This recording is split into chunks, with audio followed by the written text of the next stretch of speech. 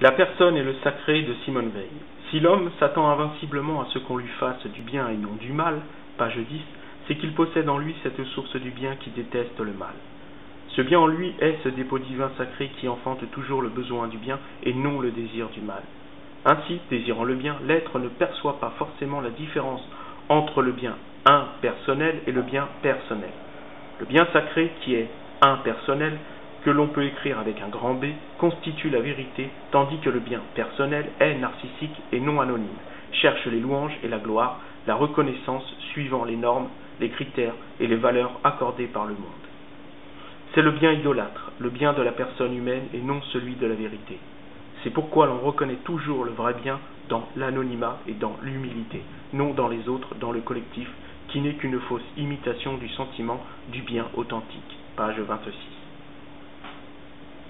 Ainsi, acquérir un nom et une réputation noie l'âme dans le collectif et empêche tout naturellement la croissance de la partie impersonnelle dans l'âme. Le bruit donc de cette bête collective étouffe le malheureux qui n'est pas audible.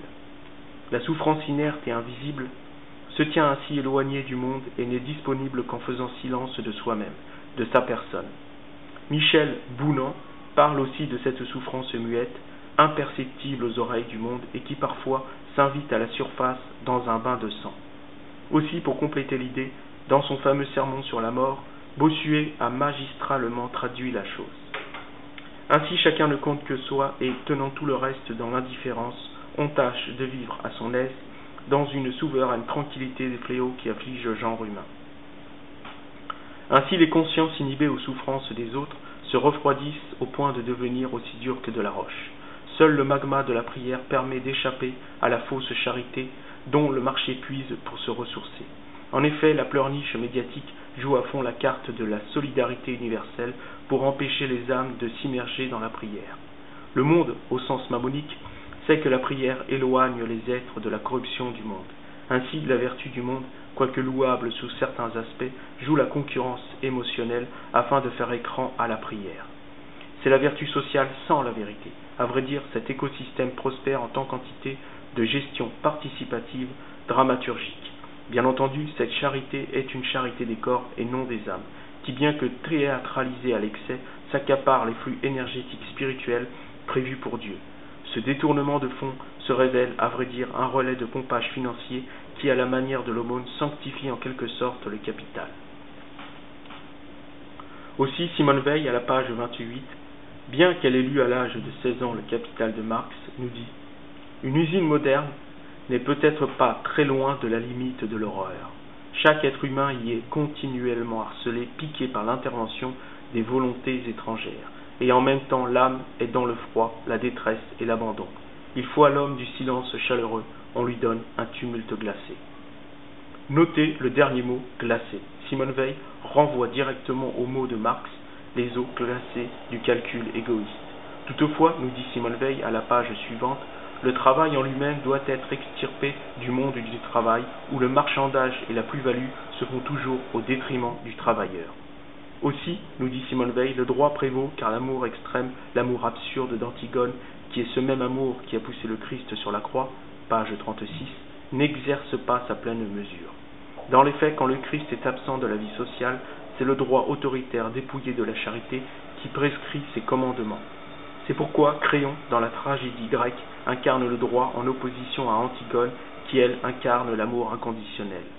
La réponse de Créon à Antigone, à propos de son désir de porter sur le monde un regard sans haine, est véritablement un écho antérieur au fulminant là-bas de Huysmans.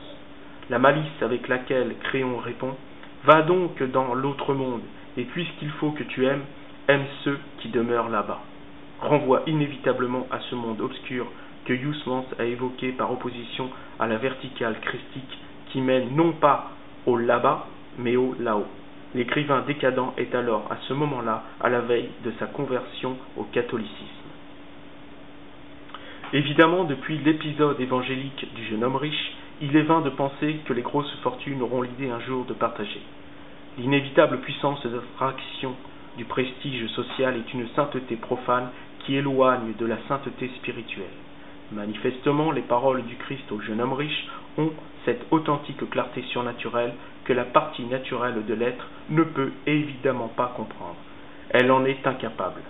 C'est pourquoi les paroles du Christ sur les premiers et les derniers forment l'équation mathématique qui incrémente la justice à un échelon supérieur.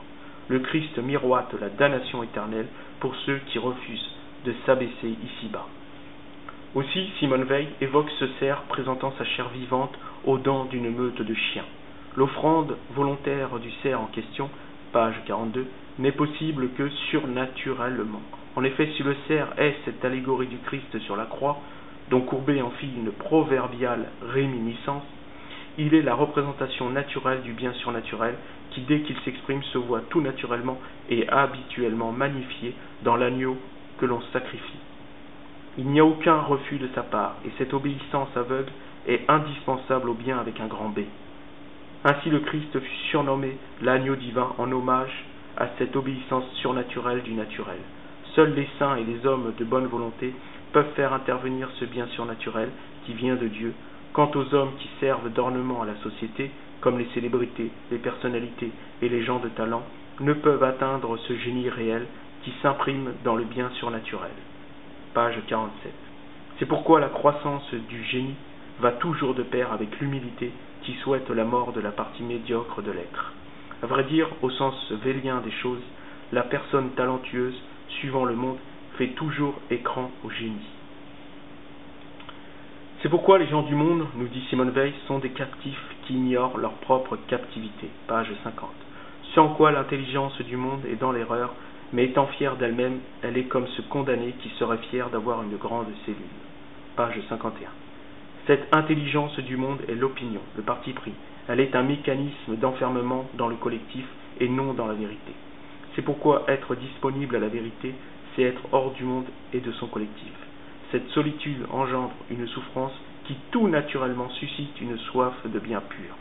Et comme le monde ne peut le lui offrir, en connaissant le Christ, l'âme accepte alors la souffrance comme un acte de purification afin d'effacer les traces du monde qui l'ont corrompu.